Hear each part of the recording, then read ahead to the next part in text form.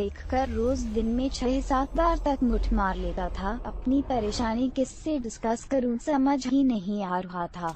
एक तो मेरा लंड भी छोटा था तो मुझे इसका भी डर था कि कहीं लड़की मेरा लंड देखकर हंस न पड़े। मैं इसी उधेड़बुन में दोपहर में कंप्यूटर पर पोर्न देखते हुए मुठ मार रहा था कि दरवाजे की घंटी बजी। मैंने ऊपर से झांक कर देखा तो मेरी दीदी की सहेली पिरमप्रीत वहां खड़ी थी। मैंने तुरंत अपना लोअर पहना और पिरमप्रीत दीदी को बालकनी से ही कहा, दीदी अभी आए नहीं है कॉलेज से, तो उसने भी नीचे से ही जवाब दिया, मैं वेट कर लूंगी। मैं भागकर नीचे पहुंचा और गेट खोलकर पिरमप्रीत दीदी को अंदर बुलाया। पिरमप्रीत दीदी को सब प्यार से पम्मी बुलाते थे। उनकी स्माइल बहुत सुंदर थी और वो काफी दुबली लेकिन बेहद खूबसूरत थी। मैंने उन्हें ड्राइंग रूम में बिठाया, पानी पिलाया और कहा, मैं अभी आता हूँ एक काम खत्म करके। तो वो बोली, बैठ जाना स्वीटी के आने तक मैं भी अकेली बोर होती रहूंगी। मैंने उनकी बात मान ली और वहीं बैठ गया। मुझे थोड़ा डर लग रहा था क्योंकि भले मेरा लंच छोटा था लेकिन मुठ मरने की वजह से लोअर में सिर भरा हुआ दिख रहा था। पम्मी दीदी ने मुझसे पूछा, क्या जरूरी काम कर रहा था तू? ऊपर तो मेरी घिघी बांध गई। मैं कुछ बोलता उससे पहले ही वो बोली, तेरी दीदी ने बताया है तो दिन रात कंप्यूटर पर लगा रहता है, कितने गेम्स खेलता है, तू फेल हो गया। तो मैं चुपचाप गेले जैसा बैठा रहा और वो मुझे ज्ञान देती रही, देखा भी वक्त है, पढ़ ले नहीं तो अच्छे कॉलेज में एडमिशन मुश्किल है। तू सुन भी रहा है या बस बैठा है? अंकल आंटी दोनों कितनी मेहनत कर रहे हैं तेरे भविष्य के लिए और तू है कि बस सारा दिन कंप्यूटर में। क्या बोलता? मैं तो वैसे भी ज्ञान से दूर था लेकिन वो बोलती हुई इतनी सुंदर लग रही थी कि मैं ब्लिंक फेस ले कर पम्मी दीदी को निहार रहा था। पम्मी दीदी ने मुझे अपने पास बुलाया और हाथ पकड़कर पास बिठा लिया। फिर मेरे कंधे पर हाथ रख के बोली, तू किसी चीज से परेशान है, कुछ बात करना चाहता है तो बता दे। मुझे अपना दोस्त समझ मैं किसी को नहीं बताऊंगी। एक बार तो मन हुआ कि सब बोल दूं लेकिन डर भी लग रहा था और शर्म भी आ रही थी। पम्मी दीदी ने शायद मेरी स्थिति भांप ली थी। उन्होंने मुझे कंफर्ट करने के लिए मेरा दूसरा कंधा पकड़कर मेरा सर अपने कंधे पर रख लिया और हल्का सा हग कर लिया तो मेरी रुलाई फूट पड़ी। पम्मी दीदी ने अब मुझे टाइट हग कर लिया और बोला, बोलना बच्चे, क्या प्रॉब्लम है? ऐसा क्या है जो तुझे खाए जा रहा है? कोई लड़की का मामला है क्या या किसी ने तुझे कुछ कहा है? मैंने रोते रोते उन्हें सब कुछ बता दिया तो उन्हें हंसी आ गई। मैंने कहा, मुझे लगा था आप मुझे डांटोगी लेकिन आप तो हंस रही हो। पम्मी दीदी ने कहा, देख इस उम्र में ऐसा होता है, सेक्स की इच्छा बुरी बात नहीं है और मास्टरबेशन भी बुरा नहीं है लेकिन इस पर कंट्रोल होना चाहिए। मैं चुप गुन्ना बैठा अब उस ज्ञानी लड़की का सेक्स ज्ञान सुन रहा था और वो अभी बोल रही थी, तू कभी कभार मास्टरबेट कर लिया कर लेकिन दिन रात इसी में मत खोया रह, नहीं तो सब खत्म हो जाएगा एक दिन। और जहाँ तक तेरे लंग के छोटे होने की बात है तो उससे कुछ नहीं होता। लड़कियों की चूत में सिर्फ 2 से 3 इंच तक ही एक्साइटमेंट महसूस होता है और समय के साथ तेरा लंग भी बड़ा और मोटा हो जाएगा और अगर नहीं भी होता तो भी ये तेरी टैक्टिक्स पर डिपेंड करता है, लंग की साइज पर नहीं। मेरे दिमाग का भंग भोसड़ा हो चुका था क्योंकि ये सारी बातें करने वाली वो लड़की थी जो मेरी दीदी की दोस्त थी और मेरे लिए भी यही स्थान रखती थी।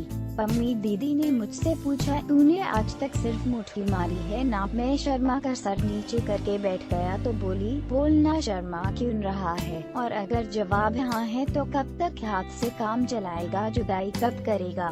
मैंने फाइनली अपना मुंह खोलकर कहा, पम्मी दीदी, मेरे छोटे से लंड से कौन खुश होगी? मेरा तो कॉन्फिडेंस भी मेरे लंड की तरह छोटा सा ही है।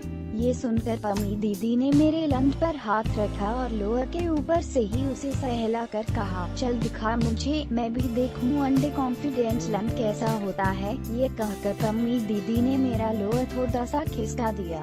मेरा लंड अभी अभी वापस सोया था तो बेचारा 2 इंच की लुल्ली जैसा ही दिख रहा था।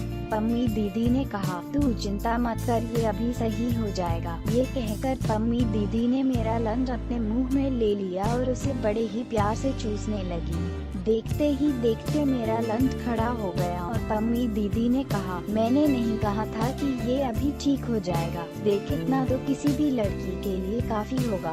मैं खुश हुआ क्योंकि उन्होंने मेरा कॉन्फिडेंस बढ़ा दिया था। मैंने उनसे कहा, दीदी और चिसु में अच्छा लग रहा था। वो हंसी और बोली, अब भी दीदी यही कहेगा तू मुझे? मैंने कहा, हमेशा वही कहता हूँ न। सो निकल गया। वो फिर हंसी और बोली, कोई बात नहीं दीदी, सुनकर मुझे और भी हॉली फील हो रहा है।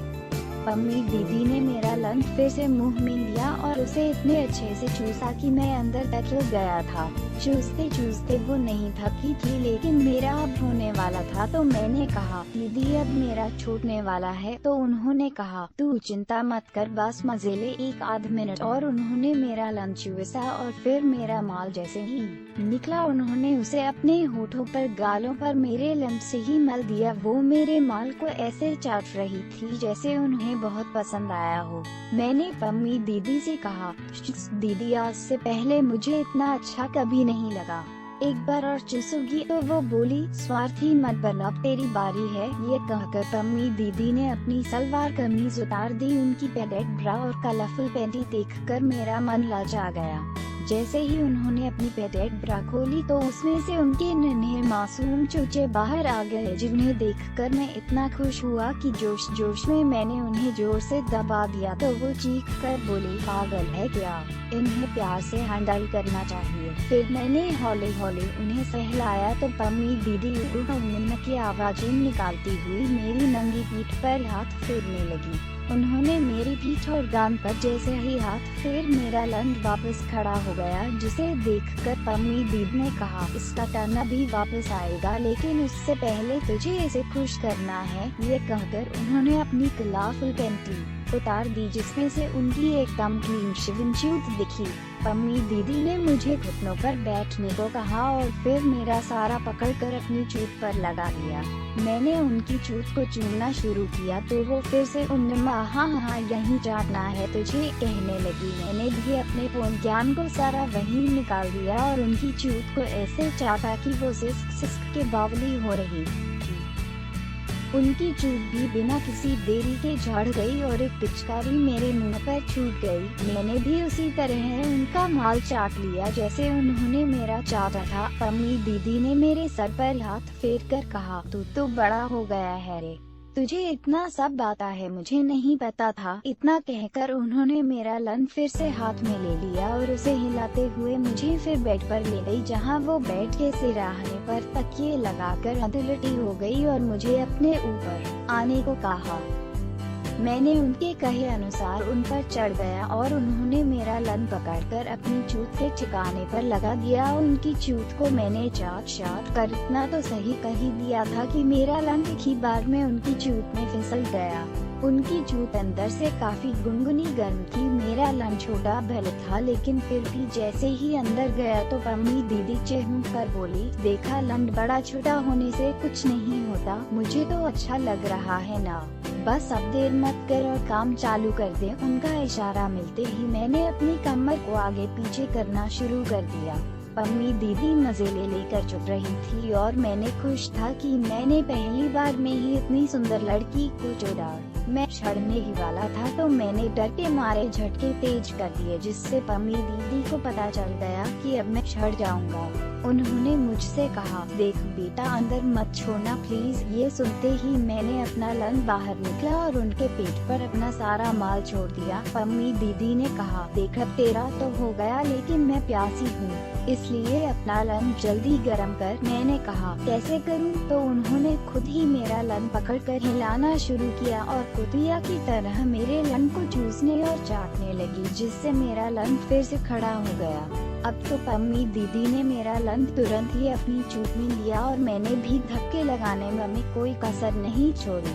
15 मिनट तक ऐसे ही लगातार चोदते रहने के बाद पम्मी दीदी ने कहा, बेटा धक्के तेज करने का वक्त आ गया है। तो मैंने उनकी बात मानकर धक्के तेज कर दिए। अब हम दोनों ने एक जोर की आह भरी और खाली हो गए। इस बार मैंने गलती से अंदर ही छोड़ दिया तो वो बोली, चल कोई बात नहीं, मैं साफ करके गोली ले लूंगी। हम दोनों पास में लेटे हुए थे और एक दूसरे पर हाथ फिरा रहे थे। मैंने पम्मी दीदी के गले लगकर उन्हें चीज कहा तो बोली, तेरी दीदी ने मुझे बताया था कि तू छुप छुप कर फोन देखता है और मुठ मारता है। सो मैंने कहा था कि मैं तेरे भाई को समझा दूंगी और वो आगे से ऐसा नहीं करेगा। मैं हैरान था क्योंकि ये सब एक सोचा समझा प्लान था। मैंने कहा, दीदी अगर आप मेरे से ऐसे ही चुदवाओगी तो मैं कभी भी मुठ नहीं मारूंगा। पम्मी दीदी मुस्कुराई और बोली, तू चिंता मत कर, मैं वैसे तो सिर्फ अपने बॉयफ्रेंड से ही चिढ़ती हूँ, लेकिन तू अच्छा लगा और तुझ में बहुत मजा भरा है जो मैं लेकर रहूंगी। पम्मी दीदी ने मुझे जुदाई में बहुत कुछ सिखाया और मुझसे कई बार चुदी। एक बार उन्होंने मेरी दीदी को खुश करने के लिए मुझे कहा तो मैंने उनकी बात मान कर अपनी बहन को भी चुदा और हम तीनों ने थरीसम किया। पम्मी दीदी ने मेरे कॉन्फिडेंस को ऐसा बढ़ाया कि मैं हमेशा उनका शुक्रगुजार रहूंगा। अगली कहानी में मैं आपको बताऊंगा कि मेरी बहन ने मुझे पम्मी दीदी से बढ़कर कुछ सिखाया था।